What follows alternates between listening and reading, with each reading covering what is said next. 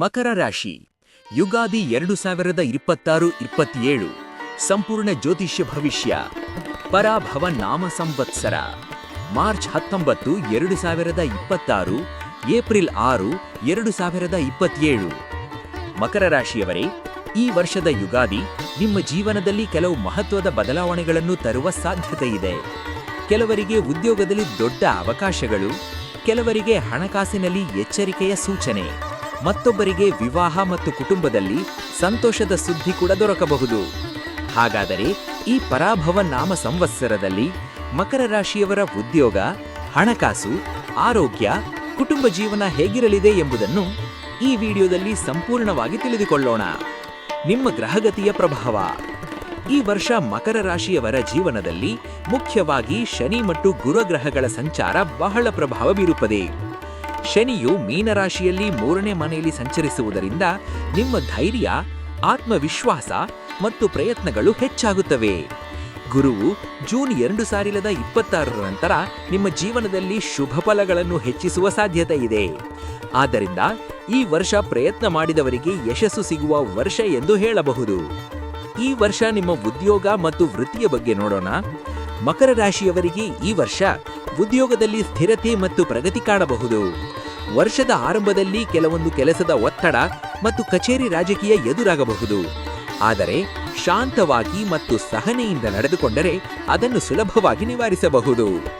June 2026 ನಂತರ ಗುರುವಿನ ಅನುಗ್ರಹದಿಂದ ಪದೋನ್ನತಿ ಅಂದರೆ ಪ್ರಮೋಷನ್ ಸಾಧ್ಯತೆ, ವೇತನ ಹೆಚ್ಚಳ, ಗೌರವ ಮತ್ತು ಗುರುತಿನ ಅವಕಾಶ, ಸರ್ಕಾರಿ ಉದ್ಯೋಗಿಗಳಿಗೆ ಉತ್ತಮ ಅವಕಾಶಗಳು ದೊರಕಬಹುದು. ವ್ಯಾಪಾರ ಮಾಡುವವರಿಗೆ ಹಳೆಯ ಗ್ರಾಹಕರಿಂದ ಮತ್ತೆ ಉತ್ತಮ ಬೆಂಬಲ ದೊರೆಯುವ ಸಾಧ್ಯತೆ ಇದೆ. 2026-27 ಶ್ರೀ ಪರಾಭವ ನಾಮ ಸಂವತ್ಸರದ ಯುಗಾದಿ ಫಲದಂತೆ ಮಕರ ರಾಶಿಯವರ ಆಯವ್ಯಯ ಮತ್ತು ಸಾಮಾನ್ಯ ಭವಿಷ್ಯವು ಈ ಕೆಳಗಿನಂತಿದೆ. ಆಯವ್ಯಯ ಅಂದರೆ ಇನ್ಕಮ್ ಅಂಡ್ ಎಕ್ಸ್ಪೆಂಡಿಚರ್. ಈ ವರ್ಷ ನಿಮ್ಮ ಆರ್ಥಿಕ ಸ್ಥಿತಿಯು ಸಮತೋಲನದಲ್ಲಿದ್ದರೂ ಆದಾಯಕ್ಕಿಂತ ಹೆಚ್ಚು ಖರ್ಚಿನ ಮೇಲೆ ಹೆಚ್ಚಿನ ನಿಗಾ ಇಡಬೇಕಾಗುತ್ತದೆ. ಆದಾಯ ಅಂದರೆ ಆಯ 16, ವೆಚ್ಚ ಅಂದರೆ 8. ನಿಮ್ಮ ಆದಾಯವು ನಿಗದಿತ ಪ್ರಮಾಣದಲ್ಲಿದ್ದರೂ ಖರ್ಚುಗಳು ಅನಿರೀಕ್ಷಿತವಾಗಿ ಹೆಚ್ಚಾಗುವ ಸಾಧ್ಯತೆಯಿದೆ. ಆದ್ದರಿಂದ ಹಣಕಾಸಿನ ವಿಚಾರದಲ್ಲಿ ಎಚ್ಚರಿಕೆ ಅಗತ್ಯ.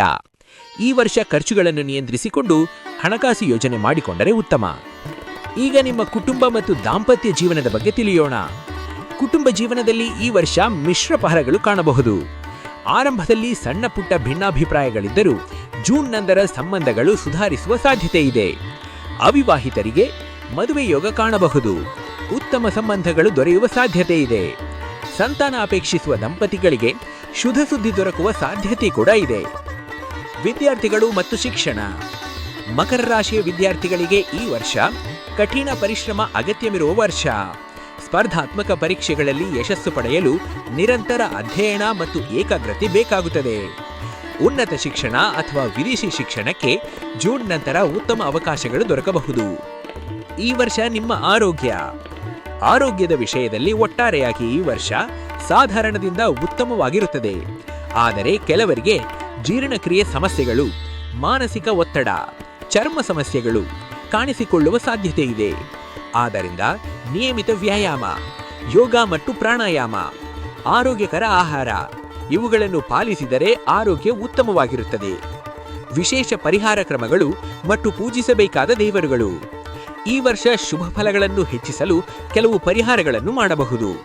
ಪ್ರತಿ ಶನಿವಾರ ಶನಿದೇವರಿಗೆ ಪೂಜೆ ಸಲ್ಲಿಸಿ, ಆಂಜನೇಯ ಸ್ವಾಮಿಗೆ ಪ್ರಾರ್ಥನೆ ಮಾಡಿ, ಬಡವರಿಗೆ ದಾನ ಧರ್ಮ ಮಾಡುವುದು ಉತ್ತಮ. ಇವುಗಳಿಂದ ಶನಿಯ ಪ್ರಭಾವ ಕಡಿಮೆಯಾಗುತ್ತದೆ ಮತ್ತು ಶುಭ ಫಲಗಳು ಹೆಚ್ಚಾಗುತ್ತವೆ. ಅದೃಷ್ಟದ ವಿವರಗಳು. ಅದೃಷ್ಟ ಸಂಖ್ಯೆಗಳು 6, 9, 8. ಅದೃಷ್ಟ ಬಣ್ಣಗಳು ಕಪ್ಪು, ಬೂದು ಮತ್ತು ಕೆಂಪು. ಅದೃಷ್ಟ ದಿನಗಳು ಬುಧವಾರ, ಗುರುವಾರ ಮತ್ತು ಶನಿವಾರ. ಅದೃಷ್ಟವಾರ ಶನಿವಾರ ಅಂದರೆ ಶನಿಯ ನಿಪಿತವಾಗಿರುವುದಿಲ್ಲ. ಗಮನಿಸಿ, ಹಳದಿ ಮತ್ತು ಕ್ರೀಮ್ ಬಣ್ಣಗಳನ್ನು ಈ ವರ್ಷ ಆದಷ್ಟು ತಪ್ಪಿಸುವುದು ಉತ್ತಮ. ಒಟ್ಟಾರೆಯಾಗಿ ಹೇಳುವುದಾದರೆ ಮಕರ ರಾಶಿಯವರಿಗೆ 2026-27 ಪರಾಭವ ನಾಮ ಸಂವತ್ಸರವು ಸಹನೆ, ಪರಿಶ್ರಮ ಮತ್ತು ಶ್ರದ್ಧೆಯಿಂದ ಯಶಸ್ಸು ಪಡೆಯುವ ವರ್ಷ. ಪ್ರಯತ್ನವನ್ನು ಮುಂದುವರಿಸಿದರೆ ಈ ವರ್ಷ ನಿಮ್ಮ ಜೀವನದಲ್ಲಿ ಒಳ್ಳೆಯ ಬದಲಾವಣೆಗಳನ್ನು ತರಬಹುದು. ವಿಡಿಯೋ ನಿಮಗೆ ಉಪಯುಕ್ತವಾಗಿದ್ದರೆ ಲೈಕ್ ಮಾಡಿ, ಕಮೆಂಟ್ನಲ್ಲಿ ನಿಮ್ಮ ರಾಶಿಯನ್ನು ಬರೆಯಿರಿ. ಇಂತಹ ಇನ್ನಷ್ಟು ಜ್ಯೋತಿಷ್ಯ ಮಾಹಿತಿಗಾಗಿ ನಮ್ಮ ಚಾನೆಲ್ ಅನ್ನು ಸಬ್ಸ್ಕ್ರೈಬ್ ಮಾಡುವುದು ಮರೆಯಬೇಡಿ.